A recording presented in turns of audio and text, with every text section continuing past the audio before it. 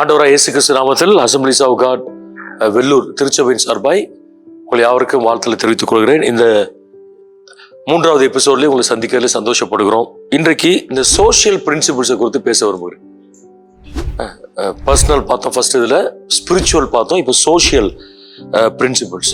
திரும்ப நான் சொல்கிறேன், whenever you read the Bible, look for principles. ஏதாவது ஒன்று கற்றுக்கொள்ளணும் அப்படின்னு சொல்லி வாசிக்கணும். பாருங்க, இவைகளை சிலர் நோக்காமல் வீண் பேச்சுக்கு இடம் கொடுத்து விலகி போனார்கள். ஸோ ஒரு கிறிஸ்தவன் சமூகத்தில் எப்படி இருக்கணும்? இந்த social responsibilities of a Christian எப்படி இருக்கணும்? ஆண்டவர் சொல்றாரு, be careful about your empty words. வீணான வார்த்தைக்கு ஆங்கிலத்தில் எம்டின்னு சொல்லப்பட்டிருக்கு. அதாவது கருத்து இல்லாம பிரயோஜனம் இல்லாம நீ உன்னை பேசி உன்னையும் கிறிஸ்தவத்தையும் பாதிக்காதன்னு சொல்றாரு ஆண்டவர். அதான் point.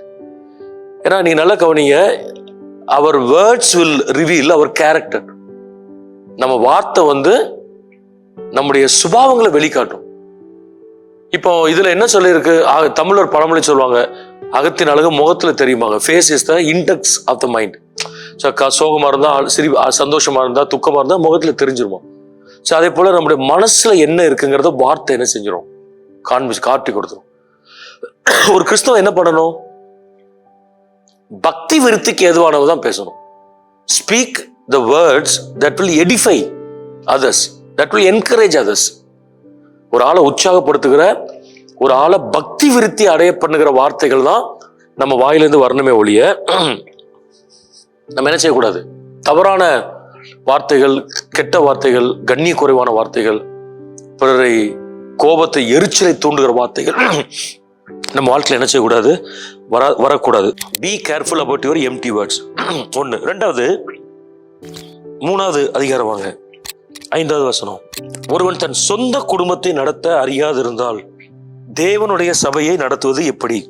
If anyone doesn't know how to manage his own family, how can we take care of the church?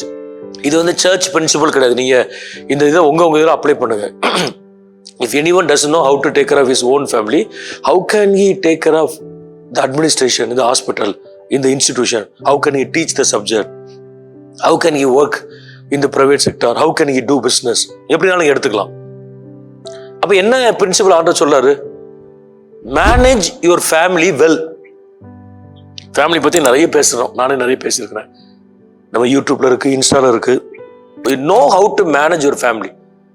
இது சிம்பிளா சொல்றேன், பட் ரொம்ப டீட்டெயிலா ஹவு டு அப்படிங்கிறத நிறைய எபிசோட்ஸை சொல்லியிருக்கிறோம்.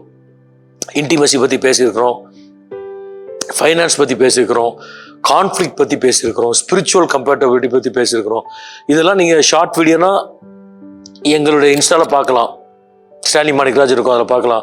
இல்லைன்னா அசம்பிளிஸ் ஆஃப் காட் வெள்ளூர் நீங்க யூடியூப்ல போய் பார்த்தீங்கன்னா அந்த ஃபேமிலியில எல்லாமே இருக்கு. நீங்க என்னென்ன கண்டென்ட் வேணுமோ பார்த்துக்கலாம். பட் நல்ல கவனிங்க, I am building the kingdom of God through my family. அதான் கான்செப்ட். அந்த கான்செப்டை மறந்துடக்கூடாது. இது பாஸ்டர்ஸ்க்கு மட்டும் கிடையாது, எல்லா கிறிஸ்தவங்களுக்கு போறோம். I am building the church and the kingdom of God through my family. சர்ச்சில் நல்லா இருந்துட்டு ஃபேமிலி சாட்சி இல்லைன்னு வைங்க, நீங்க வசிக்கிற இடம் உங்களுக்கு தெரிஞ்ச அவ்வளோ பேருக்கு ஒரு கெட்ட சாட்சியை தான் நீங்க கொடுப்பீங்க. ஸோ அதனால தீமோத்தேயுக்கு பவுல் சொல்ற முதல்ல you take care of your family. உன் ஃபேமிலியை நல்லா இப்ப நல்ல ஹஸ்பண்டா இரு, முதல்ல நல்ல ஒய்ஃபா இரு, நல்ல ஃபாதர், நல்ல மதர். அதுக்கப்புறம் நீ போய் அப்புறம் நல்ல பாஸ்டர், நல்ல டாக்டர், நல்ல டீச்சர், நல்ல ப்ரொஃபஸர்லாம் செகண்டரி. முதல்ல B a good husband and wife. நல்ல இதை நீ கான்சென்ட்ரேட் பண்ணு அப்படிதான் ஆண்டவர் என்ன செய்யறாரு சொல்றாரு. ஸோ அதை நம்ம என்ன செய்யணும்? நம்ம அதிகமாக கவனம் செலுத்தணும். குடும்பத்தை நீங்க என்ன செய்யுங்க? நீங்க பராமரிங்க. நீங்க பெருசா ஒன்றும் சாதிக்காட்டினாலும் இந்த வாக் த டாக் பிரின்சிபிள்ஸ் உங்க ஃபேமிலியில இருக்குன்னு சொன்னா உங்க ஃபேமிலியை பார்க்குற நிறைய பேர் they will learn principles. அதுதான் நம்ம என்ன செய்யணும்? நம்ம வாழ்க்கையில செய்யணும். 3வது 7ஆம் வசனம் பாருங்க, சாப்டர் 3 verse 7. நான் எல்லாமே தீமோத்தேயுல தான் பேசிட்டு இருக்கேன். இப்போ அவன் நிந்தனையிலும் பிசாசின் கண்ணிலும் விழாதபடிக்கு புறம்பானவர்களால் நற்சாட்சி பெற்றவனுமாய் இருக்க வேண்டும். the qualifications of the officers அல்லது பிஷப்ஸ் அல்லது டீக்கன் அப்படின்னு சொல்லும்போது பவுல் சொல்றாரு, they need to have good testimony from the society.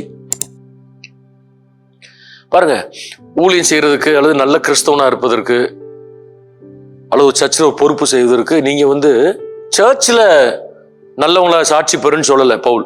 உங்க பாஸ்டர் ரெக்கமெண்டேஷன் லெட்டர் வாங்கிட்டு வா, ஒரு கீ லீடர்ஸ் 4 பேர்ட்ட உன்னை பத்தி சொல்லி ஒரு சின்ன வீடியோ கிளிப் எடுத்து வச்சுக்கோ அப்படியே சொன்னாரு. இல்ல, அவன் புறம்பானவர்களால், people who are outside of the church, அங்க இருந்து ஒரு நல்ல சாட்சி வரணும்.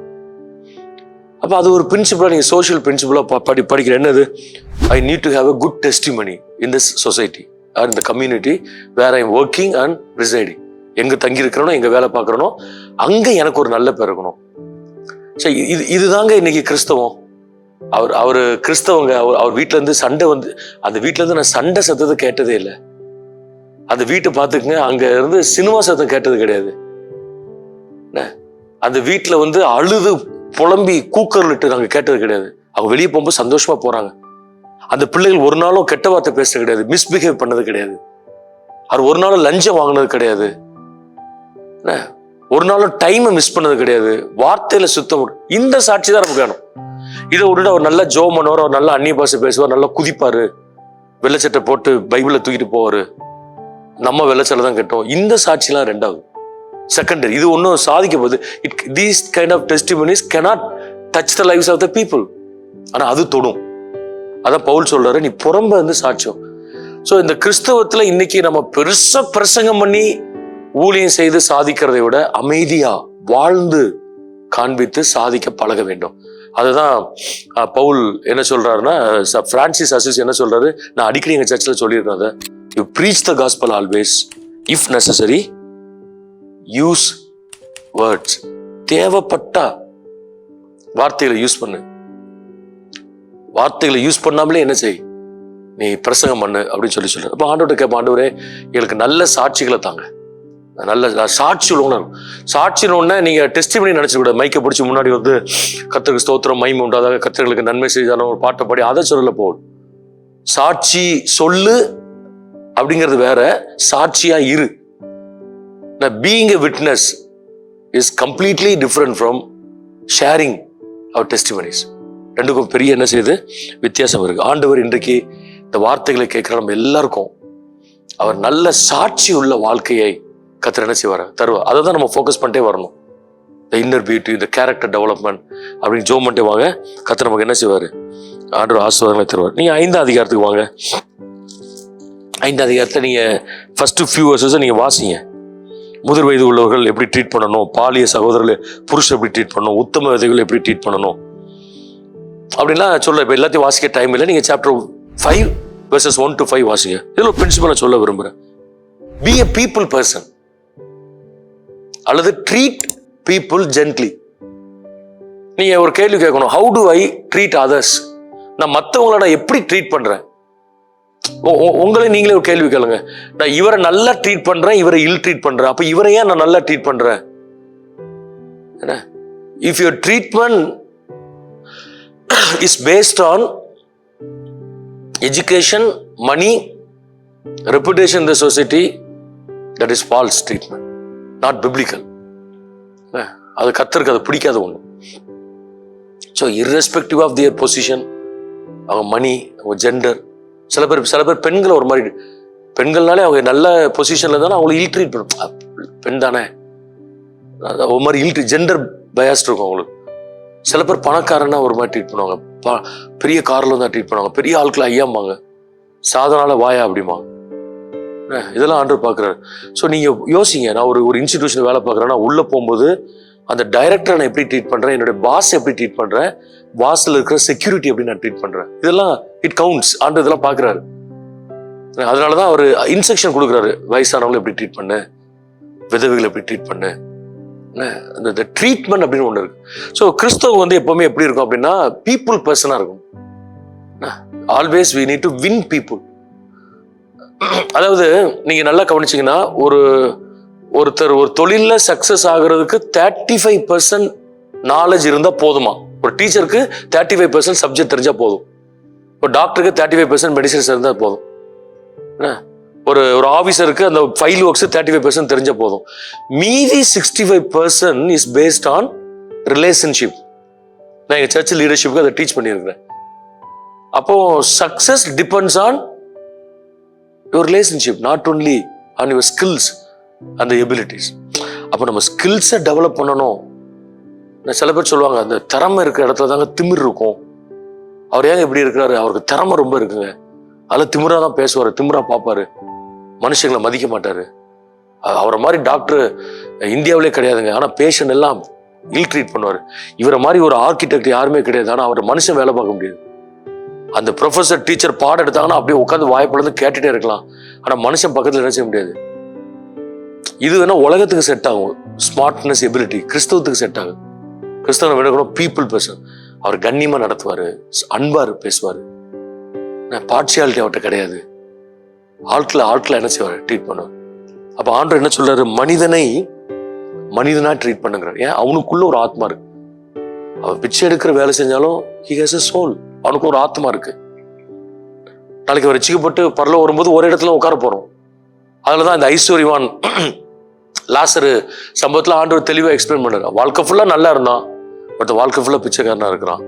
ரெண்டு பேருக்குள்ள டிஃபரன்சஸ், ரெண்டு பேருடைய எட்டர்னிட்டி, இது எல்லாமே கர்த்தர் ரொம்ப அழகா அந்த சம்பவத்துல என்ன செஞ்சிருக்காரு? ஸோ விளக்கி இருக்காரு. ஸோ பி எ பீப்புள் பர்சன். வேலையில கரெக்டா இருக்கிறது வேற, ஆனா ஸ்ட்ரிக்டா இருக்குது வேற. ரெண்டுக்கு வித்தியாசம் இருக்கு. ஸோ ஆகவே நாம் நம்மளுடைய கேரக்டர்ஸ் நம்ம என்ன செய்யணும்? நம்ம டெவலப் பண்ணணும். பீப்புள் பர்சனாக இருக்க கர்த்தர் உதவி வச்சு வராங்க. கடைசியாக ஒன்று சொல்லி நான் முடிச்சிடுறேன். 6ஆம் அதிகாரம் நீங்கள் அப்படியே வாசித்துட்டே வாங்க. நிறைய கெட்ட சிந்தை உள்ளவன்னு சொல்லப்பட்டிருக்கு.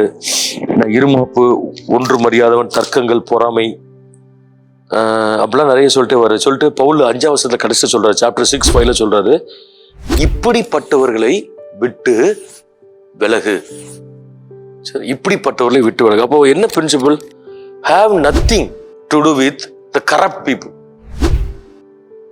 தப்பான பொறாமை, தூஷணம் சொல்றவன், சண்டை, பொல்லாத காரியங்களை செய்கிறவன், கெட்ட சிந்தை உள்ளவன், தேவபக்தை ஆதாய தொழிலா எண்ணுகிறவன், இருமாப்புள்ளவன், தர்க்கங்களை உண்டு பண்ணுகிறவன். ஆண்டவர் சொல்றாரு, இவனெல்லாம் நீ திருத்துறன்ட்டு பேர்ல நீ போய் சிக்கிக்காத, இவங்கள விட்டு நீ தள்ளி வந்துருங்கிறார். Keep yourself away from such people. ஏன்னா ஒரு ஒரு சேயிங் உண்டு, அது உண்மையும் கூட. Tell your friend I tell who you are. Bernard Shaw சொன்னார்னு சொல்லுவாங்க. உன் நண்பன் யாருன்னு சொல்லு, நான் உன்னை யாருன்னு சொல்றேன். ஸோ நம்ம யார் கூட இருக்கிறோமோ அவங்கள ரிஃப்ளெக்ட் பண்ண ஆரம்பிப்போம் லாங் ரன்ல.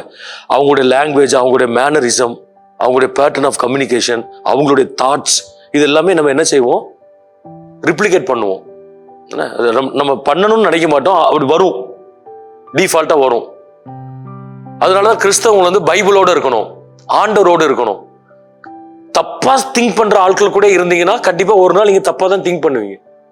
ஆர்குமெண்ட் பண்ற ஆட்கள் கூட இருந்தீங்கன்னா ஆட்டோமேட்டிக்கா ஆர்குமெண்ட், ஏன்னா அவர்கிட்ட பண்ணி பழகிருப்பீங்க. ஆர்குமெண்ட், அந்த ஆர்குமெண்ட் பண்ற ஸ்பிரிட் வந்துடும். எப்ப பார்த்தாலும் சண்டை, பிரச்சனை, குறை. இப்படிப்பட்டவர்களை விட்டு என்ன செய்? விலகு. Have nothing to to with such people, correct people. அப்போ நீங்க உங்க சர்க்கிளை யோசிங்க. எங்க நான் நிறைய நேரம் ஸ்பெண்ட் பண்றேன்? With whom do I spend time? நான் ஸ்பெண்ட் பண்றதெல்லாம் இப்படிப்பட்ட ஆட்கள்னா உங்க ஆவிக்குரிய வாழ்க்கை வீணா போயிடும். ஆனா அந்த இடத்துல பக்தி உள்ளவர்கள், பரிசுத்தவான்கள், ஜெபிக்கிறவங்க, பைபிளை நேசிக்கிறவங்க, ஆவிக்குரிய அனுபவத்துல மூத்தவங்க, ஜெபம் பண்ணணும். ஆண்டவரே பரிசுத்தவான்களோடு எனக்கு தொடர்பு தாங்க ஆண்டவரேன்னு கேளுங்க. இப்படிப்பட்ட மனிதர்களை கர்த்தர் ஆட்டோமேட்டிக்கா என்ன செய்வாரு?